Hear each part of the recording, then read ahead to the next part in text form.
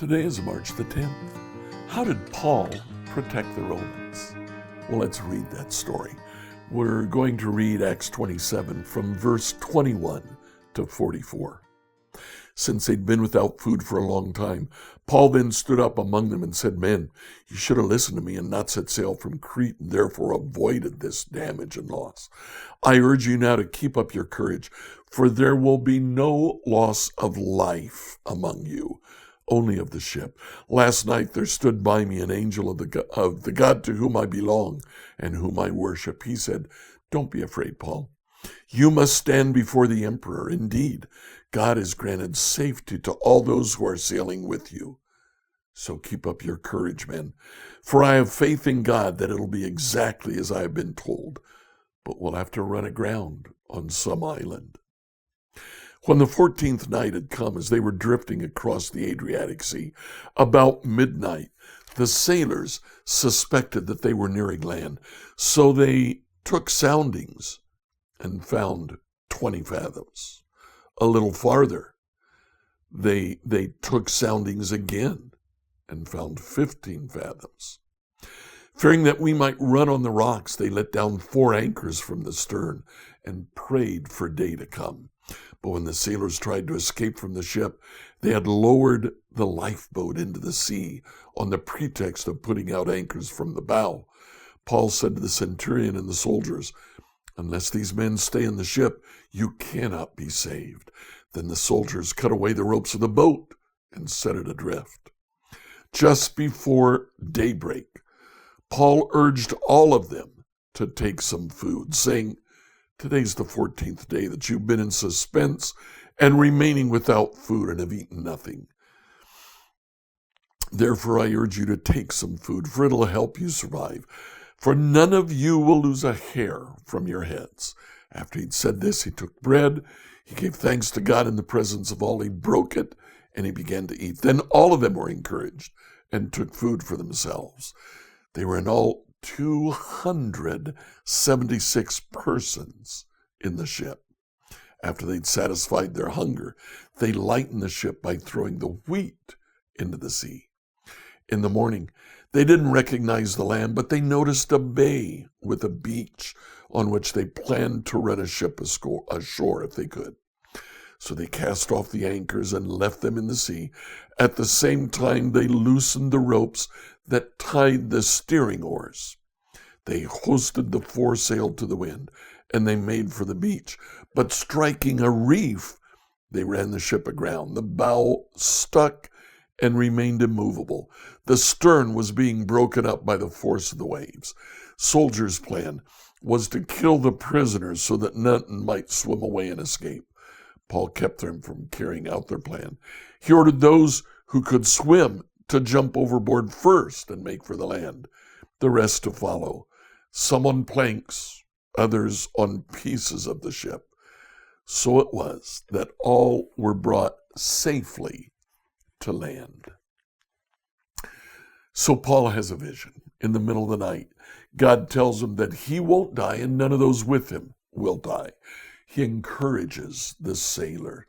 They had not eaten much, probably. They had just grabbed a morsel here and there. Paul says, "Let's sit and let's eat. Let's have something that will sustain us." They approach land. They have been 2 weeks now under the force of the storm that's taking place. Sailors try to escape. Centurions realize it and cut the lifeboat away. Now there is no lifeboat for the ship.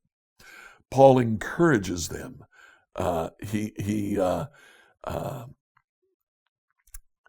Luke makes mention that there are 276 people on this ship. This is a big ship. They begin to throw the rest of the grain that they held overboard. There's still enough wind that when they make for the beach, they are pushed into the rocks. Now the bow is stuck, the stern is getting beat by the waves, and the ship begins to break up. The soldiers want to kill the prisoners. The centurion refuses so that he can protect Paul. They head for the beach, and everything is falling apart on the ship. Paul says those who can swim, swim to that beach, and those who can't, grab a plank, the ship's breaking up, get a piece of wood, float on it to the beach. The bottom line is Luke is pretty clear here. God uses Paul to protect those who are with him. You know, this isn't the first time that God uses an Israelite to protect those around him, even Gentiles. That's what he did with Joseph in Egypt. Let's read that story in Genesis 41, 37 to 57. Genesis 41, verses 37 to 57, New Revised Standard Edition. Pharaoh said to his servants, "Can we find anyone else like this, one in whom is the Spirit of God?" So Pharaoh said to Joseph, "Since God has shown you all this, there is no one so discerning and wise as you. You shall be over my house, and all my people shall order themselves as you command. Only with regard to the throne will I be greater than you." And Pharaoh said to Joseph, "See, I have set you over all the land of Egypt." Removing his signet ring from his hand, Pharaoh put it on Joseph's hand. He arrayed him in garments of fine linen and put a gold chain around his neck. He had him ride in the chariot of his second in command, and they cried out in front of him, "Bow the knee." Thus he sent him over all the land of Egypt. Moreover, Pharaoh said to Joseph, "I am Pharaoh, and without your consent no one shall lift up hand or foot in all the land of Egypt." Pharaoh gave Joseph the name Zaphenath-Paneah, and gave him Asenath, daughter of Potipharah, priest of On, as his wife. Thus Joseph gained authority over the land of Egypt. Joseph was 30 years old when he entered the service of Pharaoh, king of Egypt. And Joseph went out from the presence of Pharaoh and went through all the land of Egypt. During the 7 plenteous years the earth produced abundantly. He gathered up all the food of the 7 years when there was plenty in the land of Egypt, and stored up food in the cities. He stored up in every city the food from the fields around it. So Joseph stored up grain in such abundance, like the sand of the sea, that he stopped measuring it. It was beyond measure. Before the years of famine came, Joseph had 2 sons, whom Asenath, daughter of Potipharah, priest of On, bore him.